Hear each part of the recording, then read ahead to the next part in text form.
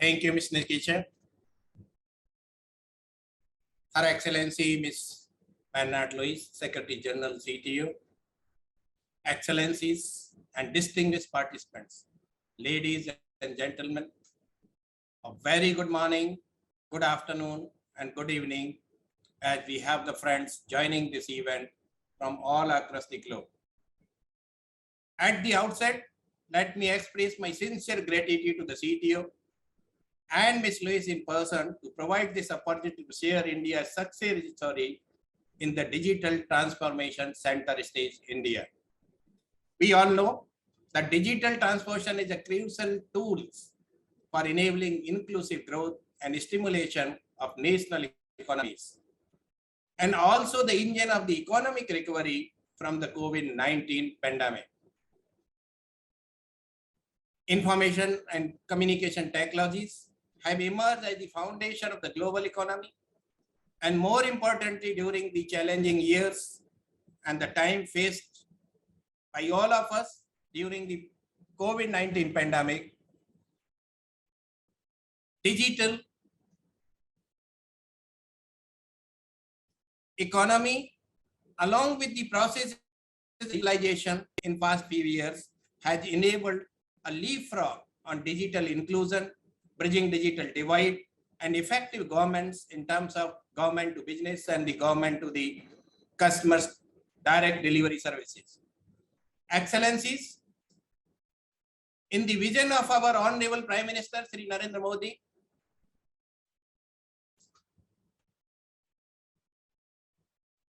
the basic aim is to leverage technological solutions for development of the nation, ensuring the connectivity to unreached, far-flung, remote and the non-accessible areas. The government is implementing BharatNet, one of the world's largest optical fiber cable network, to connect nearly 600,000 villages with broadband, facilitating digital inclusion and the empowerment. India is home to over 1.2 billion telecom subscribers with one of the lowest internet mobile tariffs. Government of India is implementing BharatNet again to connect over 600,000 villages. India's National Unique Identification System Aadhaar, which is the theme for today's discussion, has enrolled over 1.3 billion persons. This coupled with 1.2 billion mobile phones and the opening of bank accounts for over 440 million unbanked persons has given a big boost for India's financial agenda. Our universal payment interface, the second success story which is going to be discussed today, has enabled over 4.5 billion transactions amounting to about 1.1 billion US dollar during the last 1 month. India is also a very strong startup and the innovator community. We are closely working with them to solve technological challenges to attain the SDGs. India's digital infrastructure for the knowledge sharing, which has been a very crucial tool during the pandemic. A digital education platform for teachers and learners has facilitated over 4 billion learning sessions and over 55 billion usage minutes. The launch of the National Digital Health Mission has ushered India into a new era of technology-enabled healthcare delivery. It is a leapfrog in ensuring equitable healthcare services delivery in the country. Again, if we emphasis on the innovation, India is the global leaders in the innovation and the startup ecosystem with over 60,000 startups, and out of these 10,000 startups have been registered in last 6 months.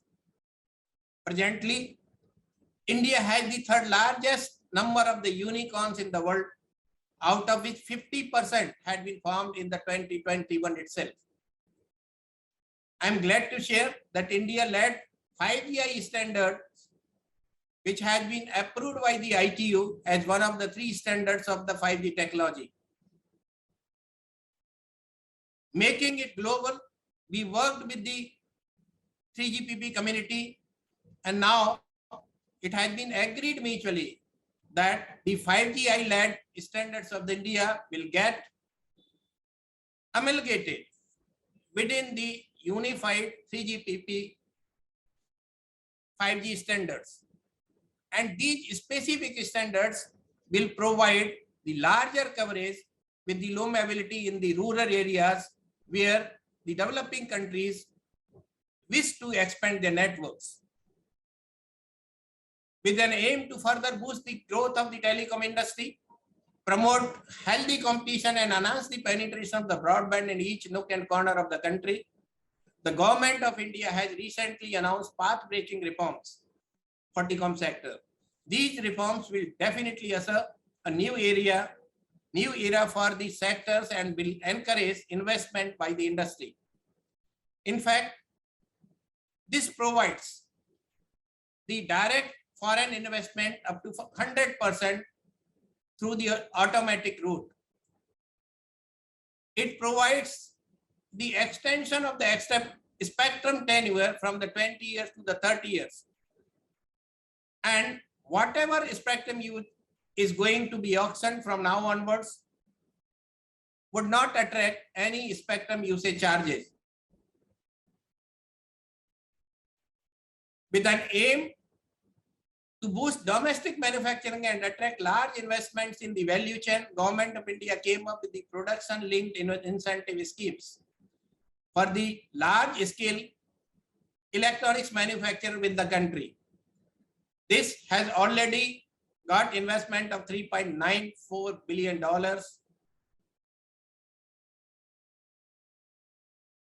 In fact, India is a committed partner in the trusted global supply chain. Even the crisis of COVID, we have supplied medicines and the COVID vaccine to over 100 countries. Government of India has given thrust to electronics manufacturing through various policies. And we believe that it is necessary to have competitive incentive package to establish trusted global supply which can go uninterrupted in any kind of the situation. We are continuously working to use ICTs as enabler to attain sustainable development goals, creating fertile grounds for novel solutions, approaches, and opportunity to enhance the lives and livelihood of the citizens, building resilience and bridging digital divides in society and more equitable economies through enabling ICTs and digital services. We believe that the digitalization model adopted by India has demonstrated how digital inclusion can be successfully implemented. Our success is rooted in the belief that data should be primarily be used for the development rather than just for profits. Data for development has been the guiding principle of our digital policies. We are of the firm belief that the data is managed and regulated in a just and equitable manner. It can play an empowering role for the most vulnerable in an increasingly digital future, and all the solutions can be delivered using these technologies. Further, with inclusiveness as a core principle in our approach, digital policies can go a long way in contributing towards the cause of the development, especially in this decade of action to achieve SDGs. We are here to share our knowledge, our experiences on two specific products, that is the Aadhaar, a digital identity, and the unified payment interface, which is a platform that could be utilized for transacting small to large amount money, intrabank, interbank, using any of the platforms, be it mobile phone, be it iPad, desktop, laptop. So that kind of technology which has already been implemented, I'm sure with these two products explained and presented by my colleagues from India will definitely help in understanding and taking it forward to the needy countries and the member states of the CTO. With this, let me express my sincere thanks to CTO providing opportunity to India for discussing our success story with our brothers and sisters in the CTO member states. With this, I close my address.